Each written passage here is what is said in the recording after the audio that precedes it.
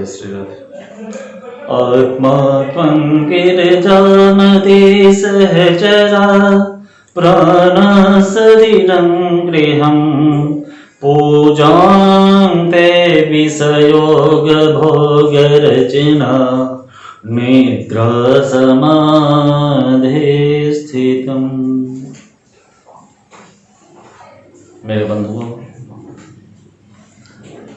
धर्म की बात में श्रीमद्भागवत कथा के प्रसंगों का रसपान करते हुए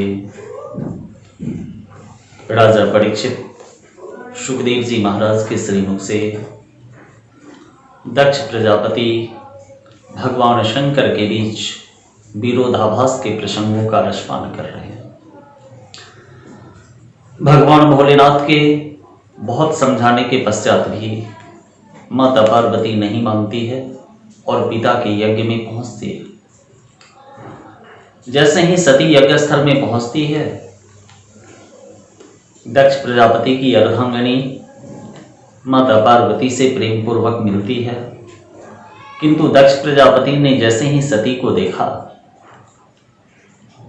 मानो अपशगुन हो गया, शत्रु की अर्धांगिनी का आगमन हो गया। मैं तो इसे नहीं बुलाया था, क्यों आई है हमारे यज्ञ में विघ्न डालने। माता पार्वती यज्ञ स्थल में प्रवेश करती है। यज्ञ में आमंत्रित आचार्य, संत, महात्मा, ऋत्विज, ब्रह्मा, उद्गाता, होता सभी अपने अपने आसन पे उपस्थित थे और सभी यज्ञ की तैयारी में लगे थे। लाल, हरा, पीला, सफेद, काला सभी रंगों को मिश्रित करके तरह तरह का यंत्रों का निर्माण यज्ञ स्थल में किया गया था।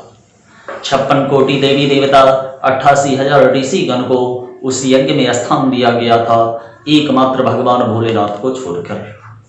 मेरे बंधुओं, सती अपने प्राणाधीश्वर के भाग को नहीं देखकर, यज्ञ में उनका कोई सम्मान नहीं देखकर, यज्ञ में उनका कोई स्थान नहीं देखकर गुस्से में सुर्ख लाल हो जाती है। माता सती योगाग्नि का ध्यान करती है। योगाग्नि प्रकट होती है, जिस हवन कुंड में कुछ देर बाद विद्वत ब्राह्मणों के द्वारा, आचार्यों के द्वारा आहुतियां डालनी थी। घी और समिधा डालकर अग्नि प्रज्वलित कर यज्ञ को पूर्णता प्रदान करना था। उसी यज्ञ कुंड के ऊपर माता सती ध्यान लगाकर, पालथी लगाकर बैठती है, योगाग्नि को प्रकट करती है और योग क्रिया के द्वारा अपने शरीर को जलाती है। शरीर जलने लगता है। यज्ञ में आए सभी आचार्य, पंडित, द्विज, ब्राह्मण, संत, महात्मा सभी सती से प्रार्थना करने लगते हैं, मां क्षमा कर दो, बहुत बड़ा अनर्थ हो जाएगा। परंतु सती मानने वाली नहीं। पतिव्रता नारी के लिए पति ही संसार में सब कुछ होता है। उसके ईश्वर, उसके गुरु, उसके प्राणाधीश्वर सब कुछ उसके पति होते हैं। सती का शरीर जल रहा है। नंदीश्वर दौड़ता हुआ भगवान भोलेनाथ के पास पहुंचता है।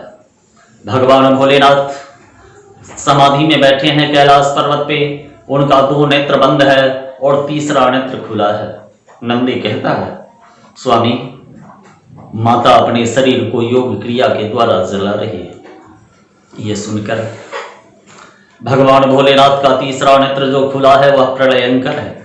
भगवान भोलेनाथ अपनी जटा पे ऐसे हाथ देते हैं, कुछ जटा का भाग उनके हाथों में आ जाता है।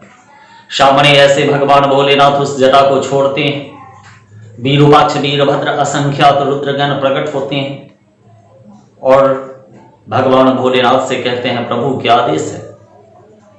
भगवान भोलेनाथ कहते हैं, जिसके वजह से सती अपने शरीर को योग क्रिया के द्वारा, योगाग्नि के द्वारा जला रही है, तुम उस स्थल पे जाओ और उन सबों को छत बिछत नष्ट भ्रष्ट कर दो, जिसके वजह से सती विरह की वेदना में जल रही है। तत्पश्चात वीरूपाक्ष, वीरभद्र, असंख्यात रुद्रगण दक्ष प्रजापति के यज्ञ स्थल में पहुंचे।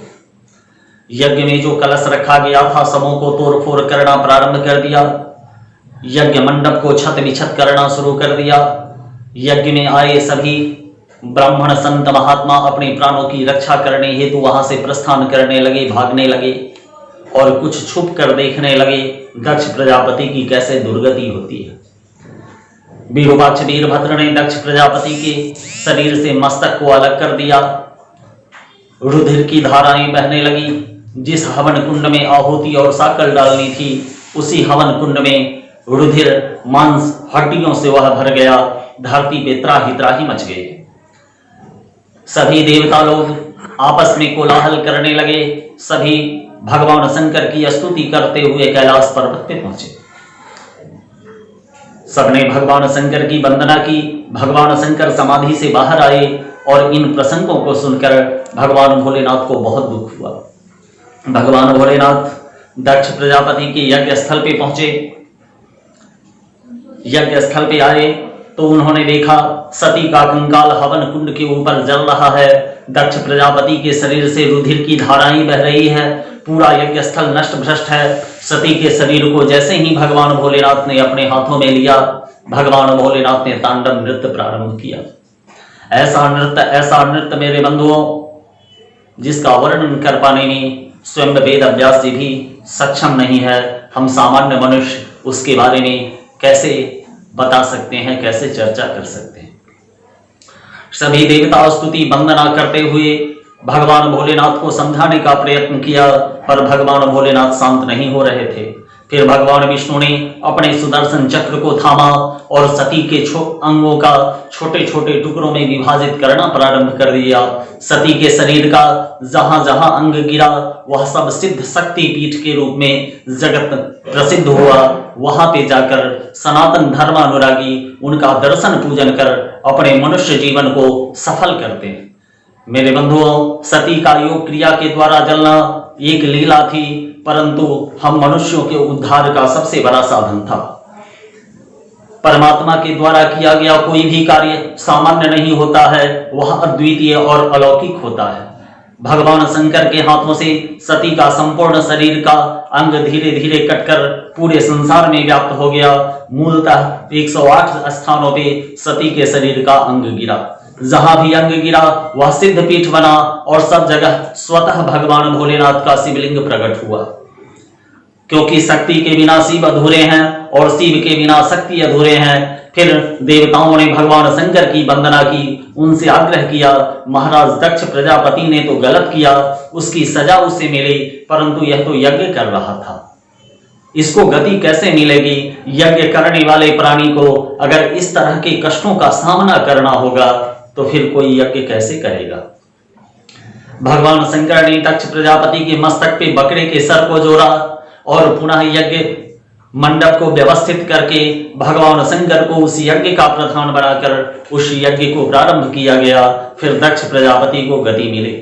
सुखदेव जी महाराज राजा परीक्षित से कहते हैं, राजन, इन प्रसंगों का तुम रसपान करोगे तो तेरे अंदर का अहंकार नष्ट होगा और तेरे मन के अंदर के सारे विकारों का शमन होगा। जय श्री राधे।